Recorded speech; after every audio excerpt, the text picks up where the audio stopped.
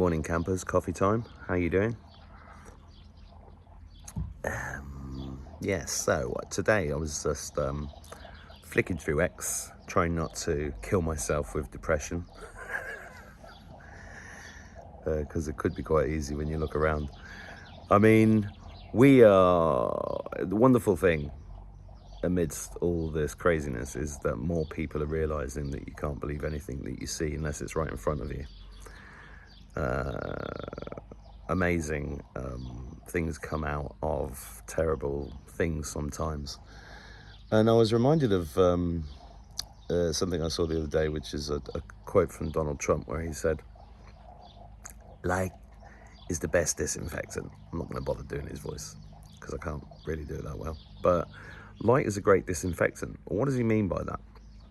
Well, it struck me that during the press briefings during 2020, I stayed up until 4 or 5 a.m. every night to watch what he had to say, because I picked up back in 2016, I think, when I was living in Morocco, that Trump talks in code and you need to listen to what he's actually saying.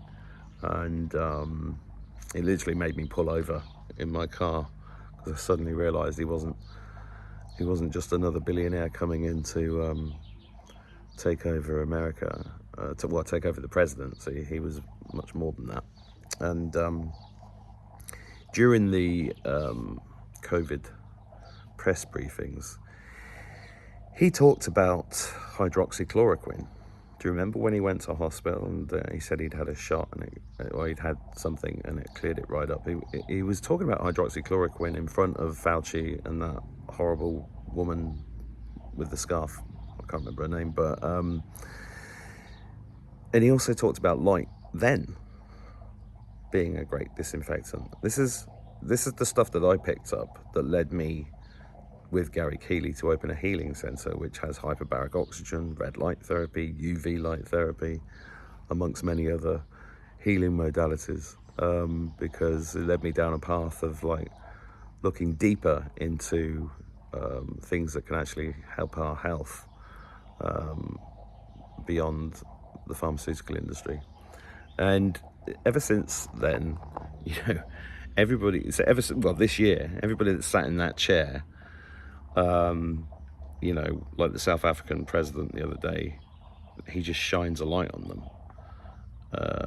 Starmer, free speech, light shone on them. And it's a great disinfectant because every time he shines a light on, it's often the same with some of his picks for people in his government. Light is shone. Even Musk's black eye the other day. What's that black eye all about? Well, you could say, on one hand, and this is the funny thing about all of this, it divides everybody. On the one hand, there's a lot of truthers, whatever you want to call them, saying, "Oh, look, he must be in the Black Eye Club." Now, if you don't know what the Black Eye Club is, then you've not really been paying attention the last 10 years. The Black Eye Club is and this actually took me back yesterday. I was behind a car and it had the World Wildlife Foundation logo on it, which is a black and white panda. Now, the WWF, World Wildlife Foundation, not the wrestling thing, was set up by Prince Philip, who I talked about in a recent video. I think it was 1960 with some other people, which was really a cover for hunting. But what kind of hunting? It goes deeper, much, much deeper than you realize, because these people are involved in human hunting parties. If you go and read Kathy O'Brien's book, Transformation of America, I met Kathy in America about 3 years ago. She's a wonderful woman.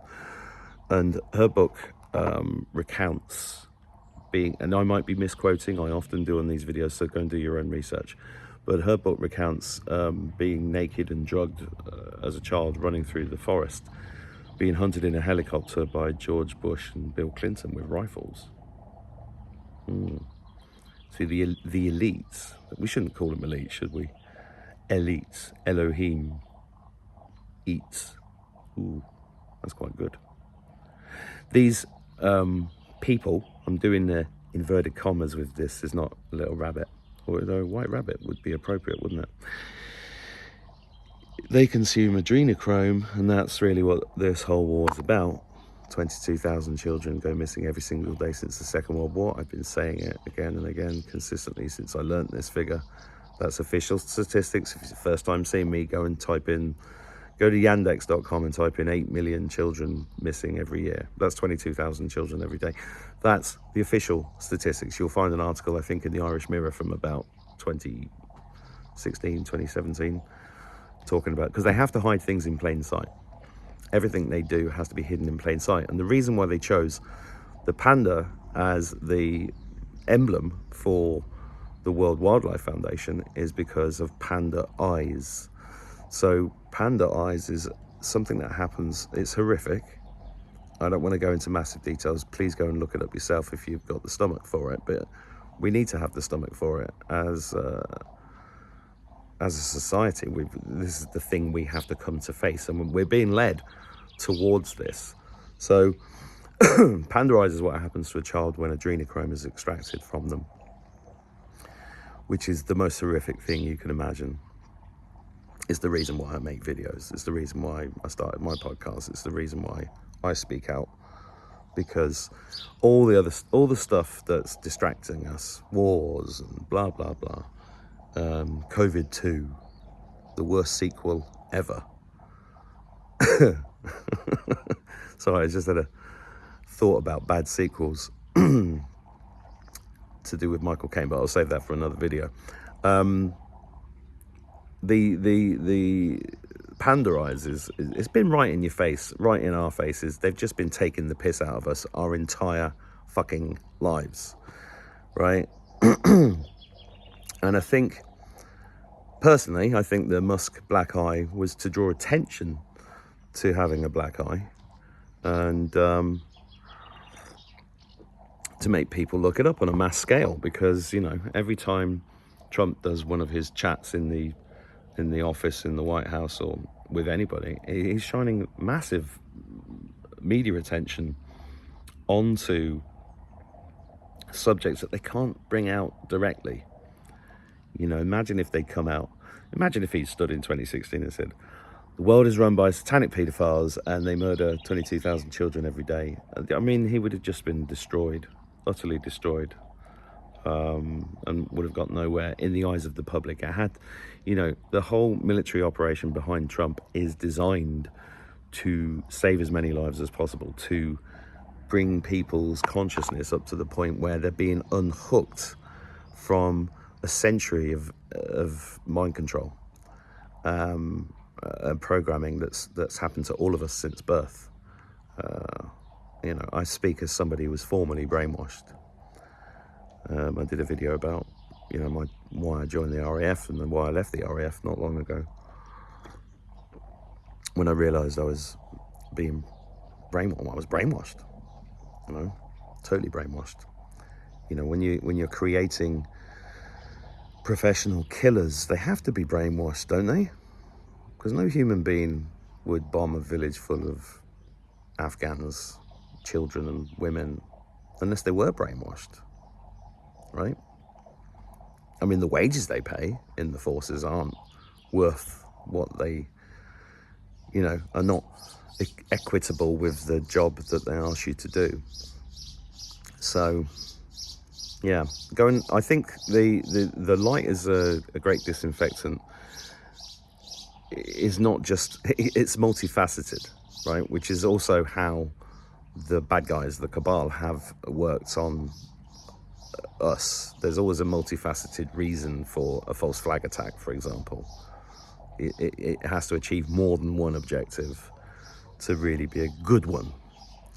And the objective is always, how do we get people to agree to our nonsense and think it's a good idea? You know, how do we get the sheep to police themselves? I mean, I call mind control people self-slaughtering sheep. You know, why did I get shouted at in 2020 numerous times because I didn't wear a mask in a shop? You know, the sheep were policing themselves. Didn't really need the police because the people were doing it for them. And that's mind control, and it's so deep. It's so deep. So coming out of this, I think Trump that's what he means. He's putting spotlights on situations which are getting massive attention through social media mainly, which is having a very positive net effect in a strategy that is about getting as many of us through this towards the golden age as possible, because the golden age is a real thing, or ascension, or the age of Aquarius, or whatever terminology you want to put on it, or the rapture, or the end of the Hopi prophecy of the eagle and the condor. This is where we're at, and it's scary, and it's frightening, and it's not difficult, not easy, but that's the spiritual path.